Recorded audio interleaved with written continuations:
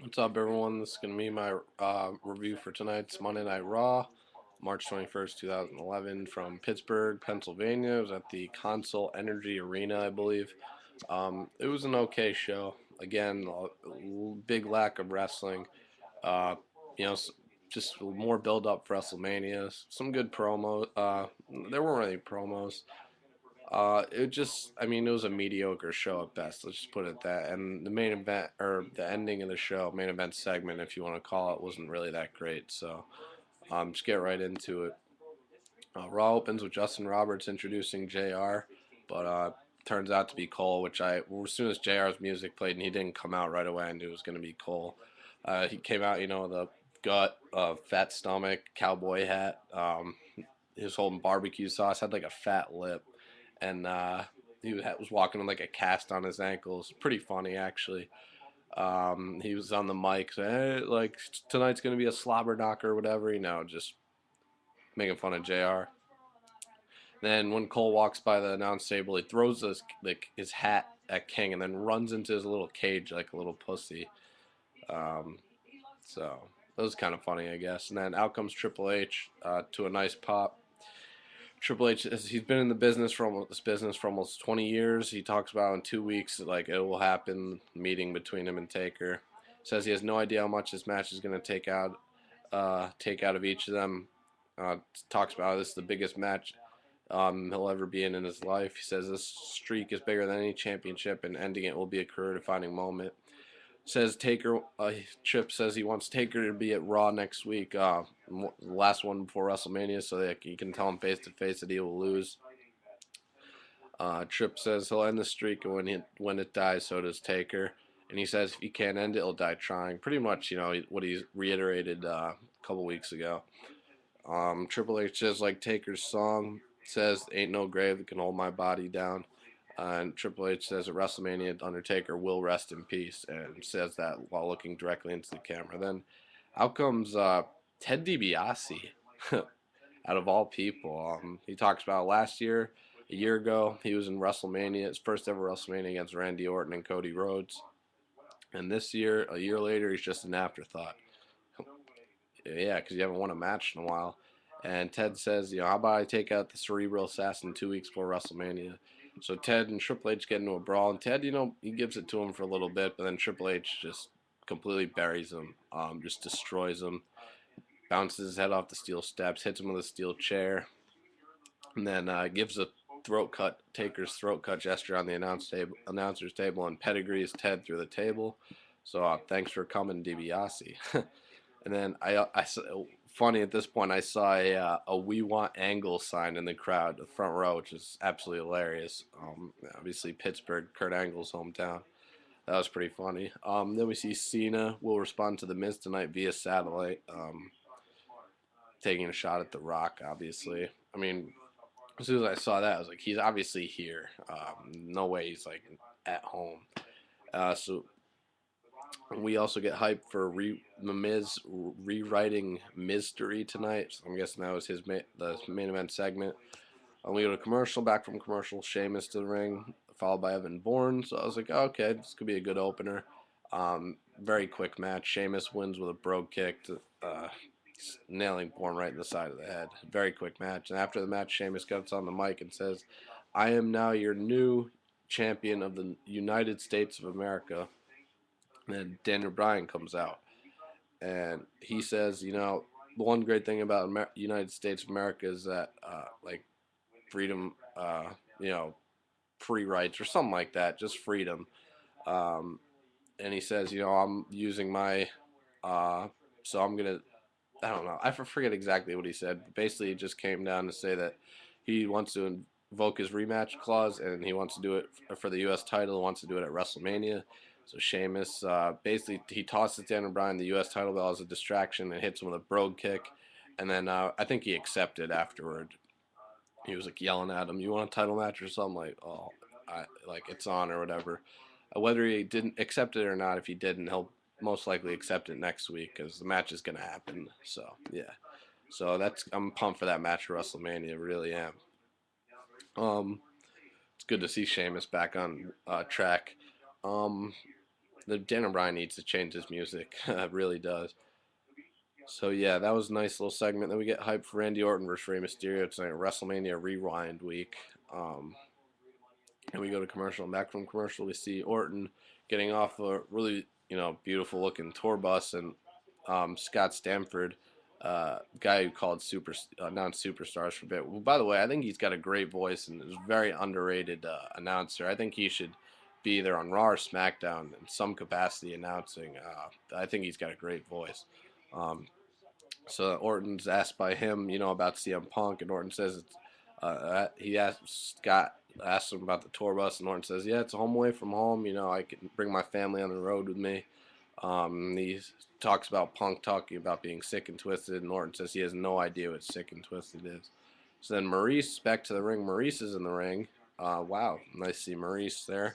Followed by Eve. So Eve versus Maurice. I was really hoping Maurice would get a win, but Eve wins in a bullshit match. And again, Michael Cole interrupted this match like he did a couple weeks ago. Like, can we please get this over with? I have another world exclusive. So it was pretty funny. After the match, Eve wanted to try to hit Cole in his little cage. It's pretty funny. Um, so then we get hyped for Mrs. I just wish Maurice would get used better. She's too talented of a diva to be getting treated like this. Um,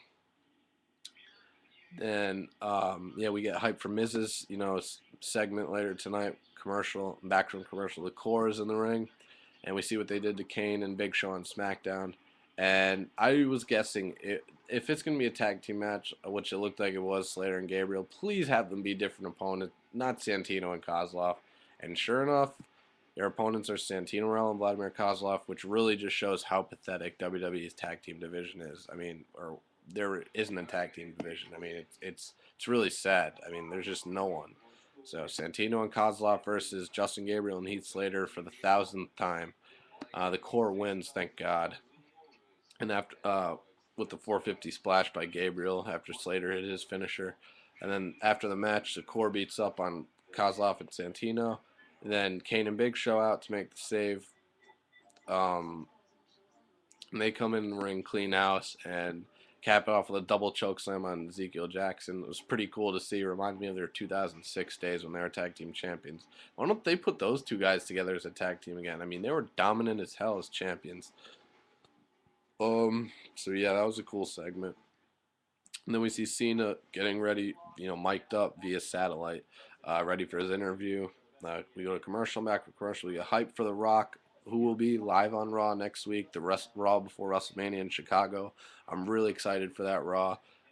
Chicago fans are absolutely great. The Allstate Arena, where WrestleMania 22 was, the crowd is just hot as hell, and I'm really looking forward to that.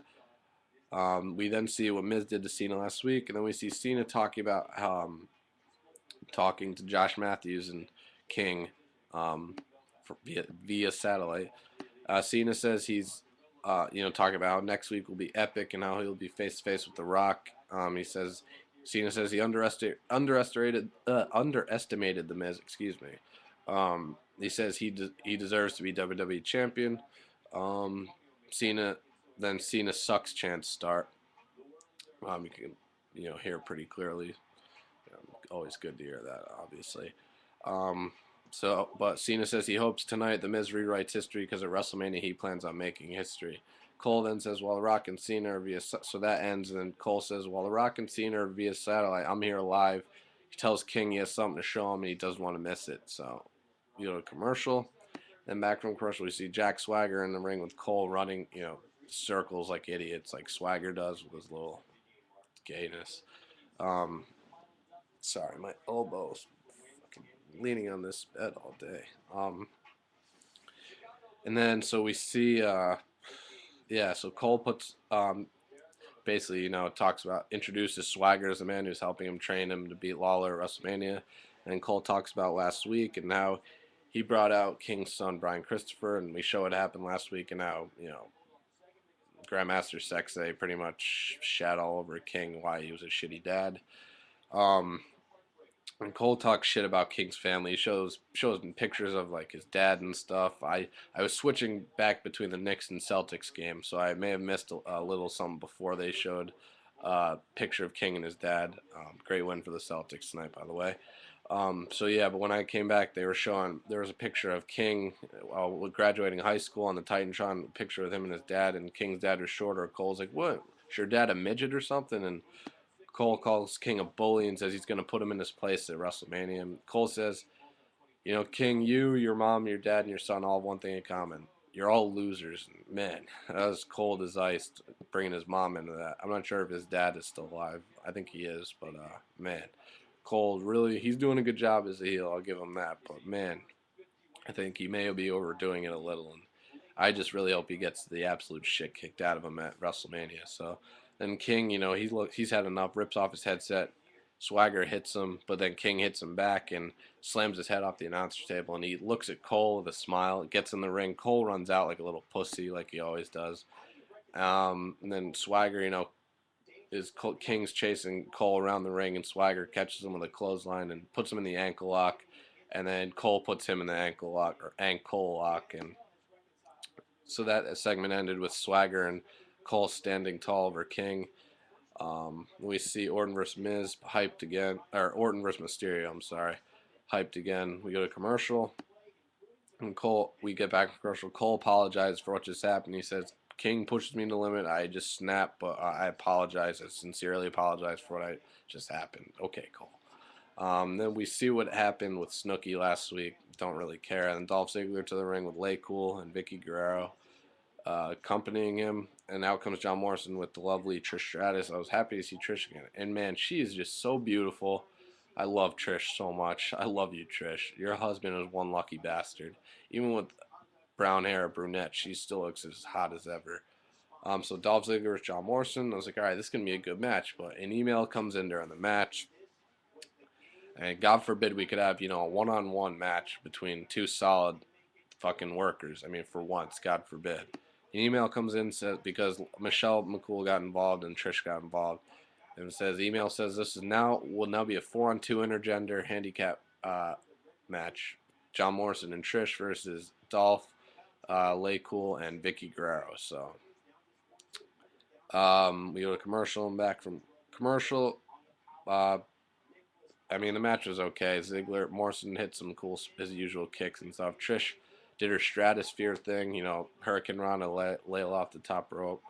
Um, showed her thong too. She got tossed to the outside. Her thong came out. Brings back memories. Trish's thong always coming out. It's just great to see Trish, and obviously that's the reason why. But she kept pulling her pants up because her ass crack kept showing. It's okay, Trish. You don't have to do that. Yeah, Ziggler hit the zigzag on after Trish got taken out by Lay Cole on the outside. Ziggler moved out of the way, Starship Pain. Ziggler at the zigzag, and then tagged in Vicky, who made the cover for the 3. So it was a joke. So yeah, that was the end of that. Man, Vicky is just such a cow. She and Cole, I just hate equally. Then we get hyped for Miz in his segment later. We go to commercial. Back from commercial, we see this was great.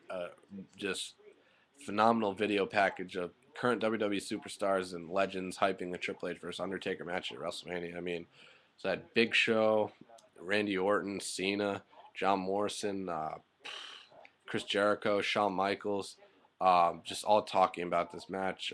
I think even Ted DiBiase said something in there, but they didn't show his face when they were saying it. And then like Arn Anderson, Ricky Steamboat, Dusty Rhodes, and JR all hyping this match, and King. Just really good stuff. I like how they're doing that. So we get Randy Orton to the ring to a nice pop, followed by Rey Mysterio. So Randy Orton versus Rey Mysterio. Bring back Kurt Angle. It's WrestleMania rematch night. If he came out to make it a triple threat match, I would have been like, holy shit. But obviously still in TNA. But anyway, it was a funny thing I noticed during Ray's entrance, while his music was playing, you could still hear Orton's music playing, which was really funny, but they corrected it quickly. I just thought that was kind of funny. Then during the match, match was going on for a little bit. During the match, Punk appears on the Titantrons in front of Orton's tour bus. He's like, "I'm going to introduce myself to your wife," or whatever. And Orton just left the ring and booked it to the back. But stick around for part 2 of this review, guys. I'm almost done. So yeah.